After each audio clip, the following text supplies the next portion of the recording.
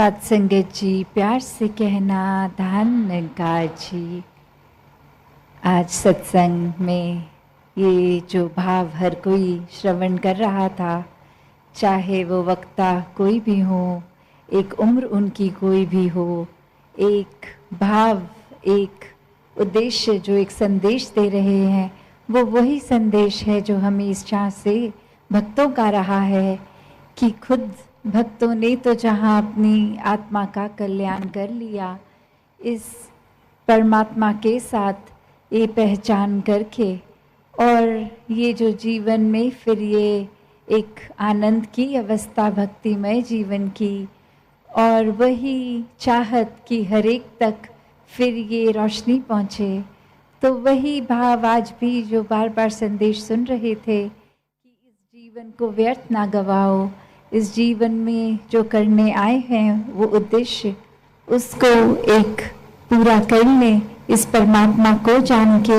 अपनी असल पहचान कर लें। तो बात वही जो एक सार है कि ये जीवन में हमें बहुत ही एक अपनी रिस्पॉन्सिबिलिटीज़ भी हैं, एक कर्तव्यों का जहाँ पालन करना है,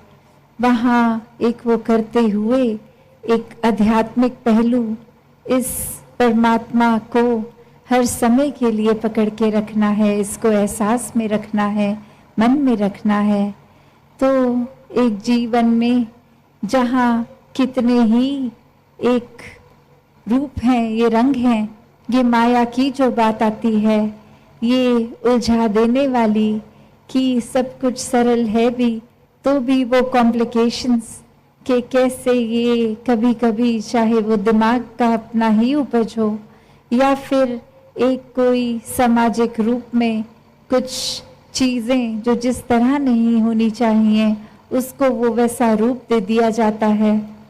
तो कैसे हर समय जब विचरण भी इसी समाज में करना है, एक अपनी बुद्धि के साथ ही इस शरीर में ही जीना है,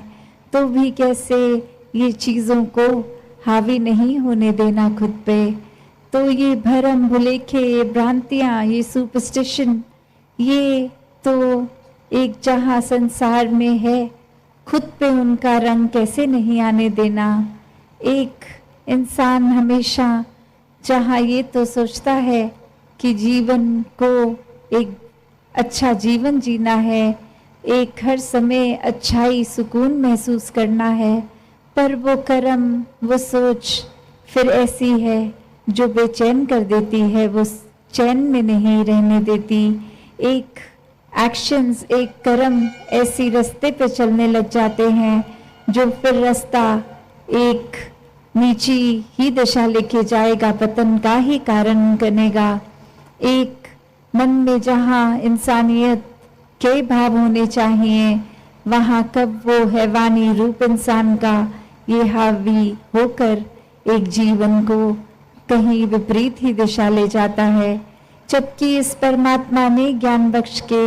ये चेतनता भी दी है कि हर समय एक सेल्फ करेक्शन मोड पे खुद को डाला जा सकता है। हर समय जैसे ही ये डगमगाया भी अगर मन, तो कैसे खुद को वापस स्थिर से जोड़कर स्थिर किया जा सकता है। पर ये इंसान तो हर समय फिर वही बात कि एक चाहत तो है कि जीवन में उजाला आएगा, पर फिर वो उजाले को पता भी है प्राप्त करने का एक भक्तों ने रास्ता दिखाया, पर ये अंधकार में ही एक विचरण करने का एक मज़ा आने लग गया। एक जब पता भी है, अक्सर हमें कुछ भी जीवन में कर रहे होते हैं और वो बात ऐसे लगती है कि हाँ ये ख्याल आया तो था, पर उस पर कुछ एक्ट नहीं किया, उसको ज़्यादा गहराई तक सोचा नहीं, जैसा चल रहा था सब कुछ चलने दिया। तो बात वही, वो जो हम कॉन्शियस की बात करते हैं, एक चेतनता की बात करते हैं कि अगर ये कोई बदलाव के लिए एक जीवन में सोच आई भी तो उसको अनदेखा कर दिया, उस पर तवज्जो ही नहीं दिया, एक आई गई बात हो जाती है। तो ऐसे ही इंसान इस संसार में आए तो हैं, एक रूप ये कि ये पता है सब माया है, सब क्षणभंगुर है, कुछ भी हमेशा नहीं रुकना। फिर भी हर एक चीज़ पे मन इस तरह टिका लेता है कि फिर वो ना होने का दुख एक अंदर से मन को खलता है कि ये सब कुछ हासिल होना चाहिए था और वो नहीं हासिल हो पा रहा। तो फिर उसके ही गम में वे रहकर, तो एक कहानी भी इसी प्रकार की कि कहाँ एक इंसान उठता है सुबह और जाके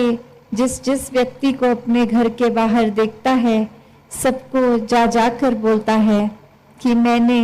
तो सब राजपाट छोड़ दिया है, एक मैंने सब चीज़ों को, सुख सुविधाओं को अबैंडन कर दिया है, ये एक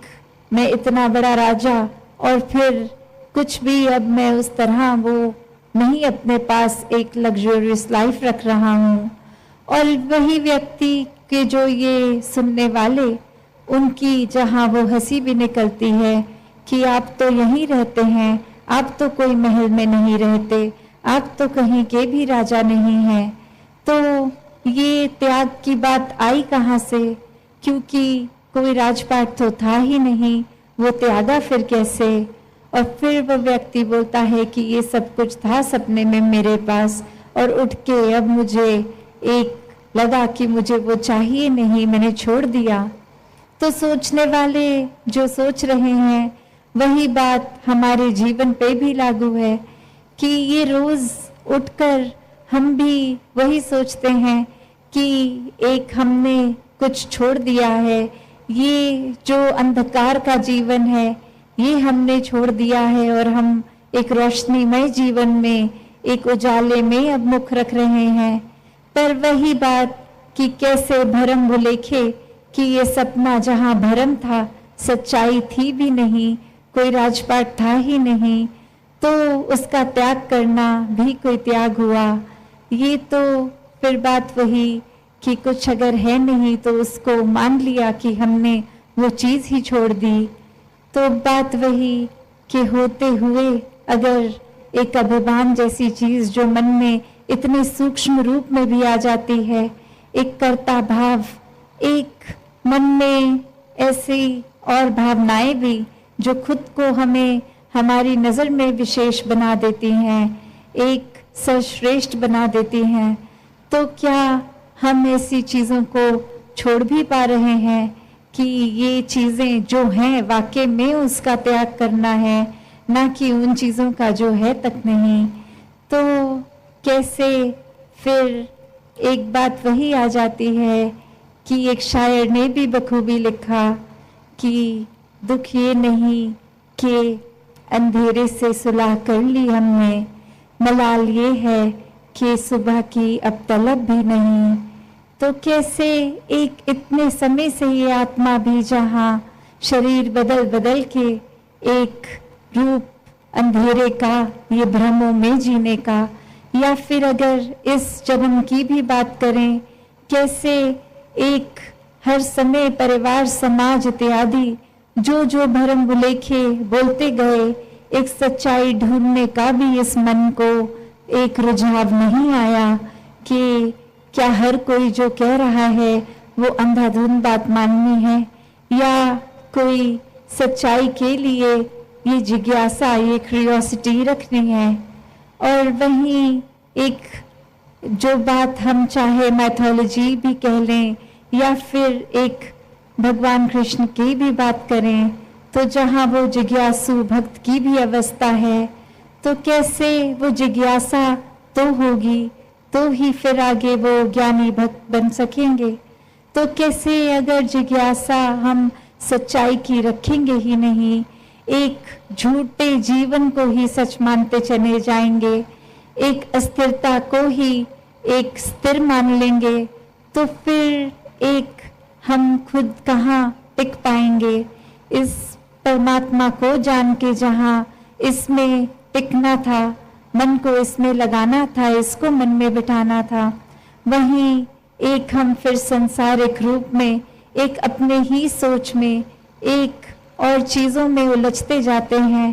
फिर एक मन में एक कुछ भी अपने आंकड़े लगा लिए कि ऐसा करेंगे तो हमारे साथ ऐसा होगा, कुछ ये करने से कुछ अशुभ होगा, तो बस ये प्यार को अपनाते चले जाएं, इस परमात्मा को जानकर फिर उसके बाद ये प्यार करके इसमें एकमिक हो जाएं, ताकि हम खुद से भी एकमिक हो जाएं और पूरे संसार से भी हो जाएं। तो दासी और समय ना लेके इन्हीं शब्दों से आपसे आज्ञा लेगी। सत्संगत जी, धन निरंकार जी।